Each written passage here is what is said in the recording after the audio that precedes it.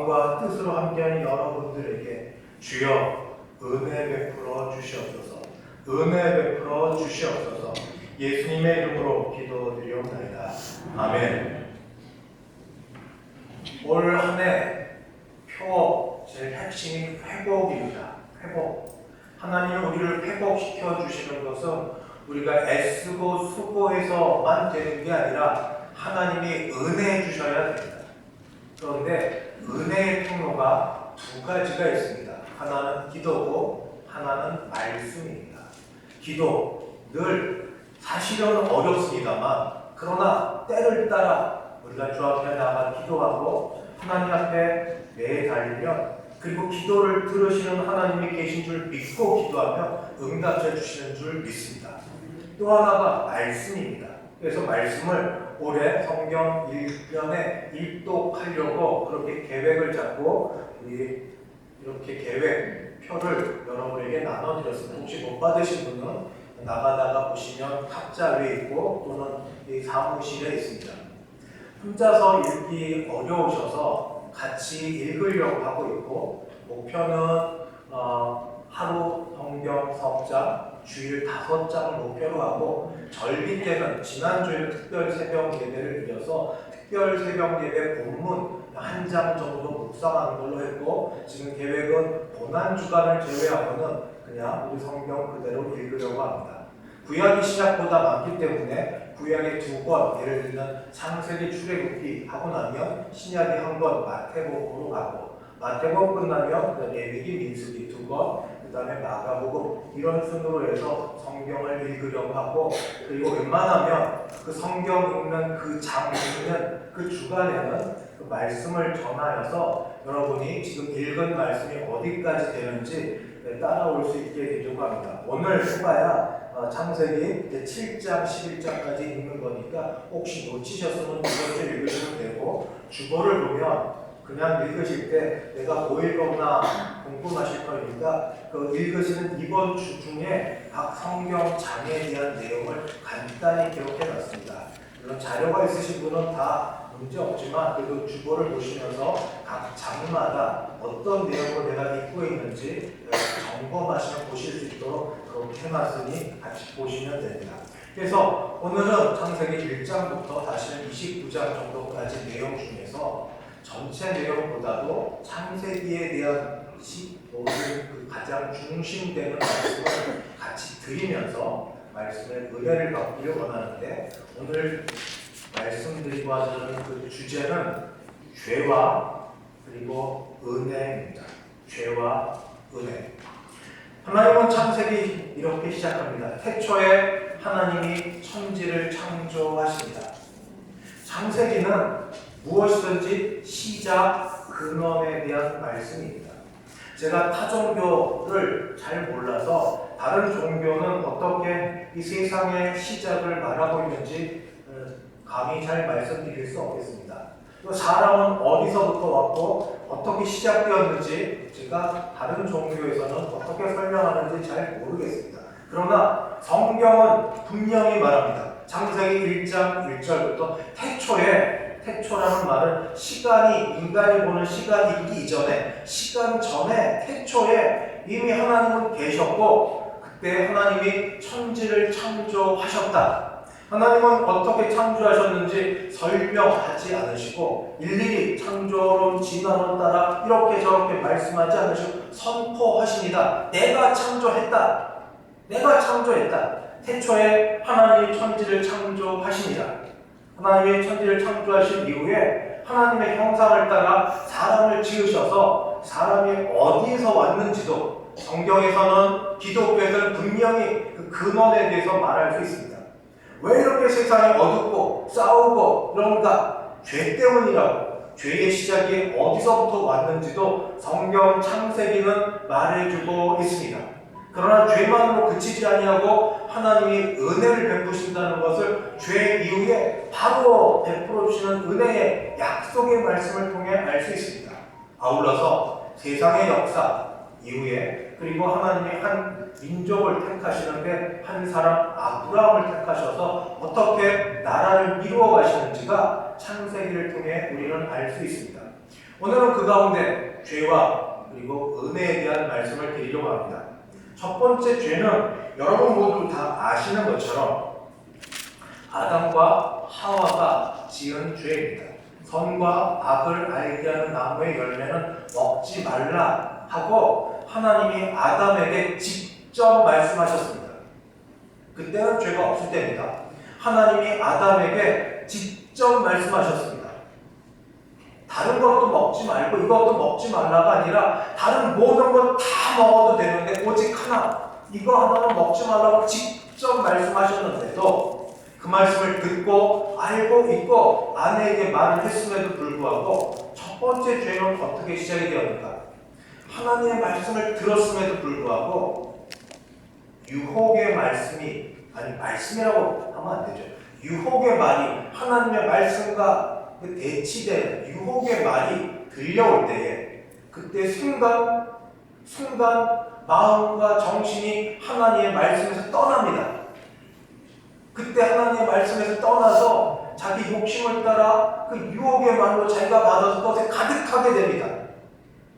하나님의 말씀이 직접 들려졌음에도 불구하고 그럼에도 불구하고 유혹의 말이 들려올 때 거기에 정신을 쏙 빼앗겨가지고 하나님의 말씀은 사라지고 거기에 자기의 욕심을 따른 그 말들로 가득해 있어서 그리고 죄를 짓는데 그게 뭔가? 죄는 이겁니다. 하나님과의 관계에서 일어나는 거고 하나님의 말씀을 의심하기 시작합니다. 마음에서 의심이 시작이 되고 행동으로 드러납니다. 불순종하여서. 마음으로 의심하고 의심이 쌓이면서 불순종으로 빠지게 되는 게 바로 죄입니다. 그리고 죄는 하나님께서 말씀하신 대로 분명히 죄의 삭시 있습니다. 죄의 삭은 죽음입니다. 이 죽음은 무엇인가? 생명 대신 하나님으로부터 떠나 있기 때문에 그 다음에 모든 것들이 능력이 없어집니다. 제한이 됩니다. 아무것도 하는데 제대로 되는 게 하나도 없습니다. 빛 대신 하나님부터 떠났기 때문에 이제 모든 것이 어두운 가운데 있습니다. 여러분 죄악 가운데 머물러 있을 때와 은혜 가운데 머물러 있을 때 스스로 한번 생각나지 않으십니까? 은혜 가운데 머물러 있으면 옆에 누가 이야기하든 뭐를 하든 그냥 별일 없습니다. 넉넉하고 좋고 같이 인사하고. 죄악 가운데 머물러서 왜 그렇게 다 싫고 믿고 짜증나고 싫은지 어둠 속에 있어서 그렇습니다. 생명을 떠나 있어서 그렇습니다. 죄는 하나님과의 관계가 깨어진 것이고 하나님으로부터 벗어난 것이고 죽음 가운데 넘겨진 것이 죄여서 그래서 우리가 어둠 속에 있다는 걸 압니다. 죄 짓고 있으면 얼굴이 어둡고 마음이 어둡습니다. 죄 가운데 있으면 빛에 떨어져 있어서 우리가 모든 것이 밝게 느껴지지 아니합니다. 그러나 하나님께서는 이런 죄를 지은 이 아담과 하와에게 분명히 죄의 값으로 이 아담에게는 이 노동의 이런 이 죄의 값을, 하와에게는 해산의 고통을, 그리고 땅은 벙벙피를 내는 그런 고통을 주셨지만 그러나 동시에 은혜도 주셨습니다. 은혜는 뭔가? 수치를 가려주십니다.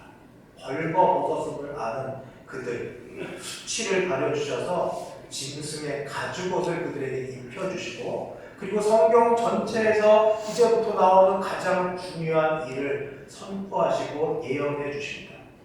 여자의 후손이 앞으로 날 터인데 여자의 후손이 이 뱀의 후손, 사탄의 후손의 정수리를 쳐서 모든 걸 무너뜨리리라. 이것이 구원의 시작입니다. 여자의 후손, 그 씨에 대한 이야기, 자녀에 대한 이야기가 이제 죄를 졌지만 죄 가운데 있었지만 그러나 소망을 주시고 그걸 바라보게 하십니다. 첫 번째 죄는 하나님이 직접 말씀하셨음에도 불구하고 말씀을 의심하고 순종하지 아니한 데서 죄가 벌어졌습니다. 두 번째 죄는 바로 그 아들 가인이 그 동생 아벨을 죽이는 데서부터 시작이 됩니다. 그러나 그 전에 먼저 일이 벌어집니다. 그것은 제사입니다. 하나님께 정한 때가 되었을 때 가인과 아벨 다 제사를 드립니다. 그런데 우리가 오해하거나 또는 잠깐 잘못 생각하는 게 있을 수 있어서 그럽니다. 하나님께서 제사를 드리는데 아벨과 그 제물은 받으시는데 가인과 그 제물은 받지 않으셨습니다. 혹시 우리 생각이 너무 예수의 피공로 생각해서 아벨은 피제사를 드렸고 가인은 피제사를 드리지 않아서 그렇다, 그렇게 듣고 생각할 수도 있습니다. 그러나 성경은 그런 얘기를 부정하지는 않습니다. 또 아벨은 정성껏 제사를 드렸는데 아벨은 정성을 쭉정이를 드렸다. 우리가 주일학교 때 그렇게 많이 들었던 얘기입니다만 성경이 그런 얘기를 하고 있지는 않습니다. 그저 성경이 말하고 있는 바는 뭐라고 얘기합니까? 아벨과 그의 제물을 하나님은 받으셨고 가인과 그의 제물은 받지 않으셨다고. 제물의 문제가 아니라 제물 전에 제물을 준비하여 바치는 사람의 문제입니다. 가인을 받지 않으셨고 아벨을 받으셨습니다. 그리고 히브리서 11장을 보면 그 사람을 어떻게 나누는가? 아벨은 믿음으로 예배를 드리고 믿음으로 제사를 드렸습니다. 믿음을 갖고 하나님께 나아가는가? 믿음 없이 그냥 예의상 형식적으로 그렇게 준비하여 나가는가? 하나님은 중심을 보시는데 하나님께서 보시는 것은 믿음으로 하나님 여기 계시고 자기에게 나아가는 자에게 상 주시는 이심을 믿어서 믿음으로 제사를 드렸는가? 바로 그것을 보시고 하나님이 그렇게 제물을 또는 제사를 받으셨고 받지 않으셨다 말하고 있습니다. 이게 은혜입니다. 은혜를 입지 못한 가인은 마음이 상합니다. 은혜를 입었으면 괜찮은데 은혜를 입지 못한 제사를 드렸는데도 은혜를 입지 못했다. 많이 힘든 겁니다. 많이 불편한 겁니다. 제사를 드리고 예배를 드리는데 올 때는 어떤 마음으로 어떤 식으로 왔을지라도 돌아설 때는 제사를 드리고 예배를 드려서는 은혜가 하늘에서부터 우리에게 임하여 되는데 이게 없다. 가인은 마음에 하나님의 은혜가 담겨지지 아니하자 이제 비교를 하게 되고 동생과 자신을 비교를 하게 되고 그 가운데 미움이 생기고 시기가 생겨서 그게 살인으로까지 이어지게 됩니다. 가인의 겉으로 드러난 죄는 살인죄이지만 그러나 그 전에 이미 하나님께 대한 예배, 제사의 문제가 있었습니다. 죄를 졌으면 죄값을 치러야 됩니다. 가인은 하나님께서 그러하여금 땅으로부터 저주를 받아서 유리하여 다니게 합니다. 방황하며 다니게 합니다. 여러분 여행을 잠깐 다니는 건 좋지만 평생 어디 방랑자로 방황하며 사는 게 얼마나 참 힘들고 피곤한 그런 일이겠습니까? 또 땅에서 소산물이 제대로 나지 않을 거라고 가인에게는 말합니다. 가인은 또 에덴 동산의 동쪽 노땅으로 쫓겨나게 됩니다. 가인은 이제 하나님으로부터도 쫓겨나게 되자 두려워 떨면서 사람들이 나를 죽일까 하나이다 할 때 하나님이 그래도 가인에게 은혜를 베풀어 주십니다. 이마에 표를 주셔서 누구도 가인을 함께 죽일 수 없도록 그렇게 지켜주십니다. 죄를 졌어도 하나님이 지켜주시는 은혜가 있습니다. 그러면 여자의 후손은 아벨 죽었는데 어떻게? 하나님이 아담과 하와에게서 그 다음 자손으로 셋을 낳게 하셔서 여자의 후손의 대를 잇게 하십니다. 이제 셋의 후손과 가인의 후손으로 의로운 하나님의 자손과 이 가인 악한 자의 후손으로 이어져서 창세기 5장 또는 11장 이렇게 족보가 이어져 나가게 됩니다. 이 두 번째 죄를 짓고 나서 세 번째는 어떤 일이 벌어지는가? 세 번째는 하나님의 아들들이라도 이제는 마음에 자기들 육신의 좋은 대로만 가득해 있어서 눈에 보기 좋은 대로만 합니다. 하나님의 아들들이 이 땅의 사람들의 그 아름다움을 보고 아내로 삼아 데려오게 됩니다. 하나님은 이것을 뭐라고 표현하시냐면 여호와께서 사람의 죄악이 세상에 가득함과 하나님의 아들들이 이렇게 행하는 걸 볼 때 죄악이 세상에 가득함과 그의 마음으로 생각하는 모든 계획이 항상 악할 뿐임을 보시고 모든 계획이 생각하는 모든 계획이 항상 악함을 보셨습니다. 하나님은 중심을 보시니 모든 걸 보십니다. 하나님의 사람들인데 셋의 후예들인데 의로운 자의 자손들임에도 불구하고 그들의 눈에 하나님의 것을 찾는 영적인 것을 찾지 않습니다. 세상을 찾고 세상에 보기 좋은 걸 찾고 자기 좋은 것을 취하려는 이들, 하나님 마음에 한탄이 있고 탄식이 있고, 그래서 누군가는 노아의 홍수를 하나님의 눈물이라고 표현하는 사람도 있습니다. 하나님은 그래서 이들을 벌하기로 하십니다. 세상이 악해졌기 때문에 세상을 심판하십니다. 그러나 그 가운데도 은혜를 베풀어 주십니다. 첫 번째 은혜는 돌이킬 수 있는 시간입니다. 기회입니다. 노아가 그 산에 방주를 짓는데 사람들이 다 와서 보는 동안 정신이 있는지 없는지 하고 물어들 볼 것 아닙니까? 노아는 당대의 의인으로 하나님의 은혜를 받은 자입니다. 그래서 왜 방주를 짓는지 하나님에 대한 이야기와 심판에 대한 이야기를 하며 시간을, 기회를 아직 그들에게 베풀어 주셨습니다. 그리고 노아의 홍수가 시작될 때에 노아와 그의 가족들을 보존하셔서 이 하나님께서 약속하신 여자의 후손 씨를 남겨두셨습니다. 그리고 홍수가 다 그쳐졌을 때는 하나님이 하늘에 무지개를 주시면서 다시는 세상을 심판할 때 물로 심판하지 않을 거라는 언약을 하십니다.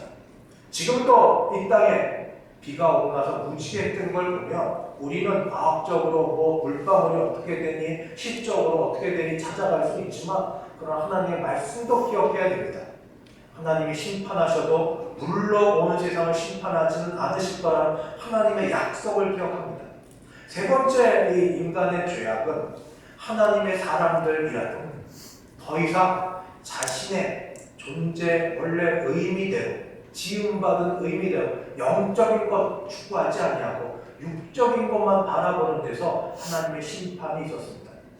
마지막 네 번째 심판은 무엇인가? 바로 네 번째 심판은 이제 더 악해져 갑니다.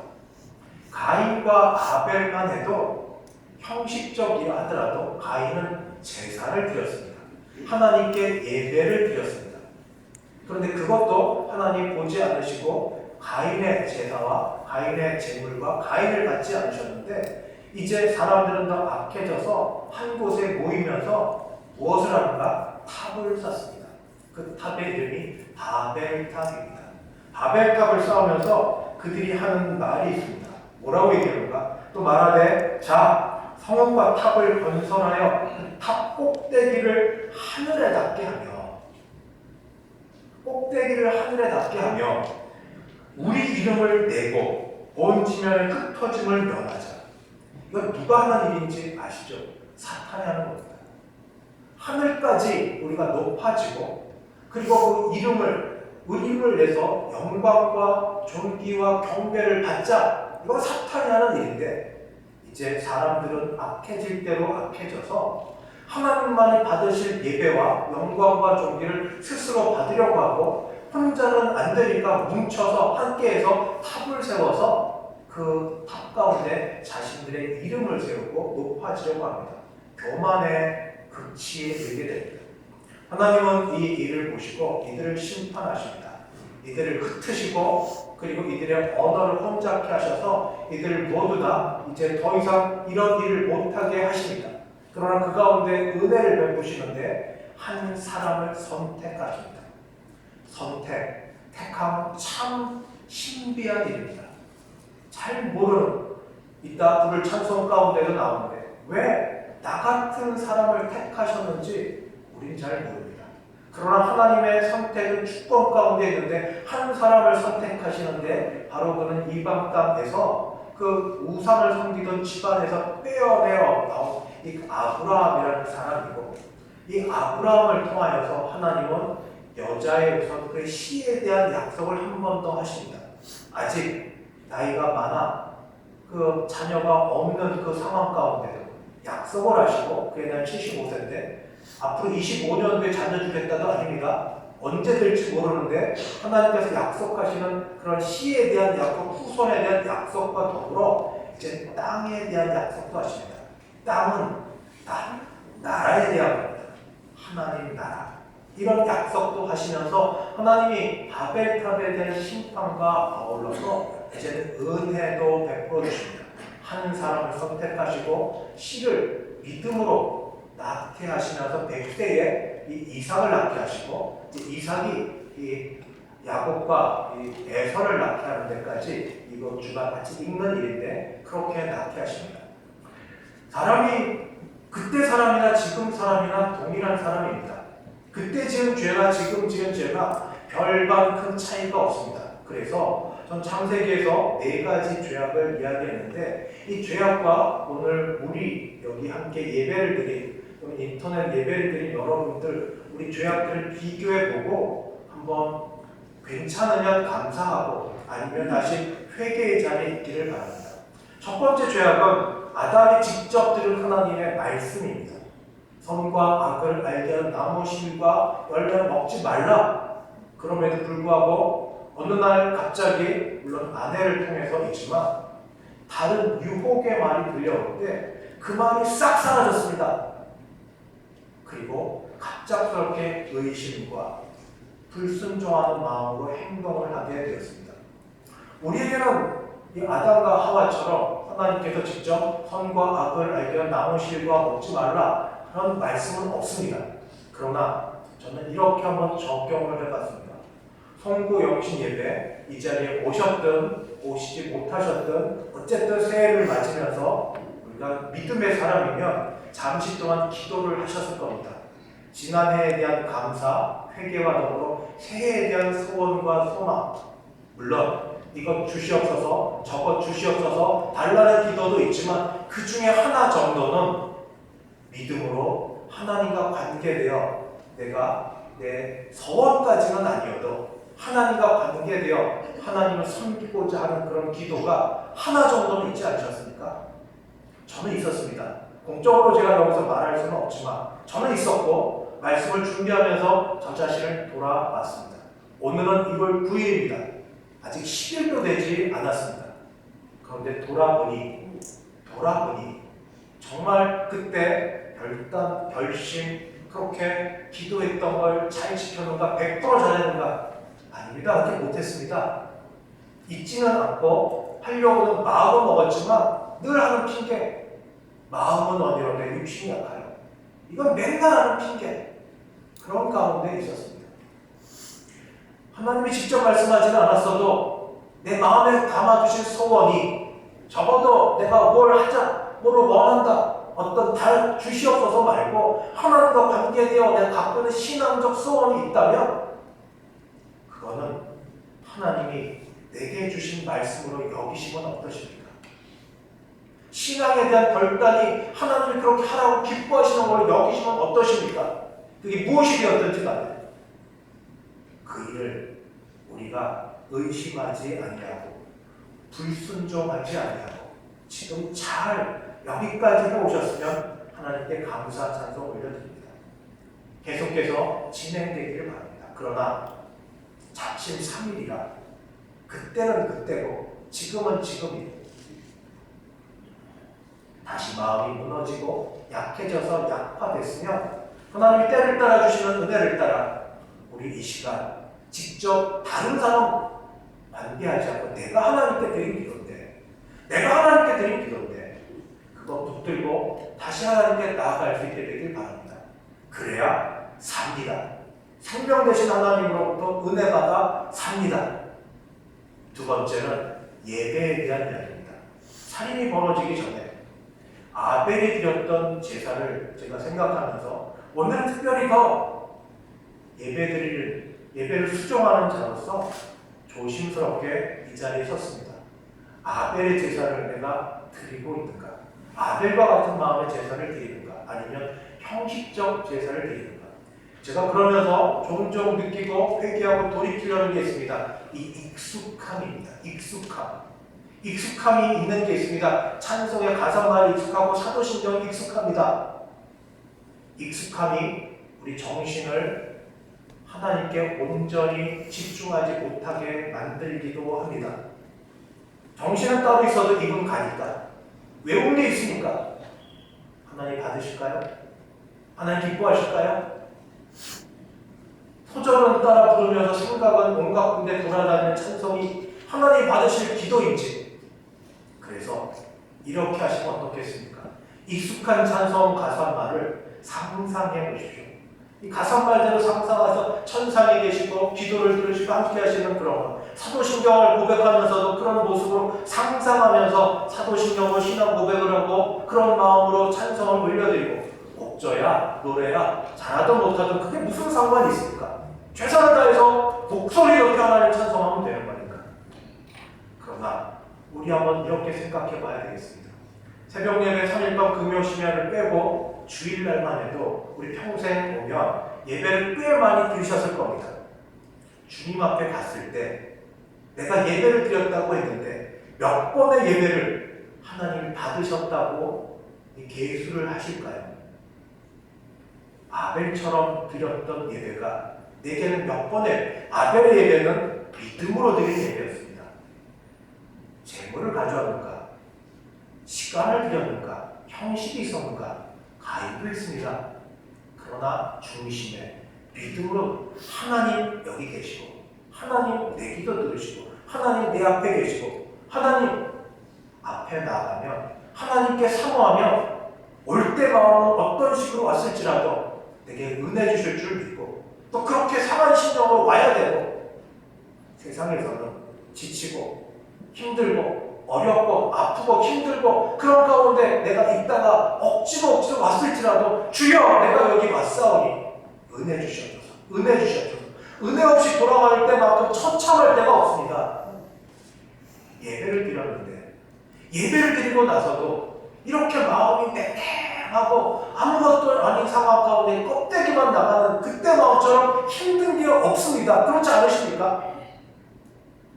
그러나 믿음으로 간구하고 부르짖으며 주여 내가 죄 많은 존재로서 하나님의 뜻대로 살지 못하고 일주를 이렇게 지낸 그런 존재로 왔을지라도 넉마주의처럼 그렇게 다 떨어진 그런 상태로 왔을지라도 예수의 피로, 주 예수의 피로 나를 씻겨주시고 나를 다시 정결케 하시고 이 시간 회복되지 않으면 갈 데가 없습니다. 갈 데가 없습니다. 같은 일 똑같이 해봐도 크게 변한 것도 없고 그런 곳에 다툼과 싸움만 일어나고 주여 은혜 베풀어 주셔서 주여 은혜 베풀어 주실 줄 믿습니다. 주실 줄 믿습니다. 생명 되신 주님, 빛 되신 주님, 살게 하시는 주님, 회복케 하시는 주님, 예배 가운데 믿음으로 나아갈 때 바로 그렇게 예배드릴 수 있는 우리 되기를 바랍니다. 세 번째가 하나님의 아들들이 세상 사람들의 딸들의 아름다움을 보고 정신이 쏙 빠진 달린 일들. 세상 가운데 삽니다. 세상 가운데 지냅니다만 하나님이 보실 때 생각하는 모든 것이 항상 악함을 보시고 세상을 심판하셔야 될 정도로 생각하는 모든 것이 항상 악함을 보시고 좀 전에 부른 어메이징 그레이스 나 같은 죄인 살리심 그거 누가 지은지 아시죠? 회개하고 회개해도 여전히 돌아서는 노예 상인이 이 하나님 앞에 정말로 자기의 죄를 깨달아서 나 같은 죄인 생명 주어 살리신 것 감사해서 이 찬양 가사말 지어 같이 부른 찬송 주여 아직 기회 있을 때 아직 노아의 방주의 문이 열려있을 때 은혜 받을 만한 때에 이때 놓치지 말게 도와주시고 주님 내 신앙, 내 마음의 양심을 깨워주시옵시고 주여 작은 것이라도 나를 붙들어서 나로 다시 주께로 돌아가게 하여 주시옵소서. 내가 주여 얼마가 나의 삶이 주어질지 모르지만 육신의 육적인 것들을 따라 살던 모든 것 하나님 다 바울처럼 배설물처럼 여길 수 있는 은혜도 주시고 하나님께서 주시는 것 하나님이 함께 하시는 것이 최고인 줄 여기는 걸 맛보아 알 수 있도록 도와주시옵소서.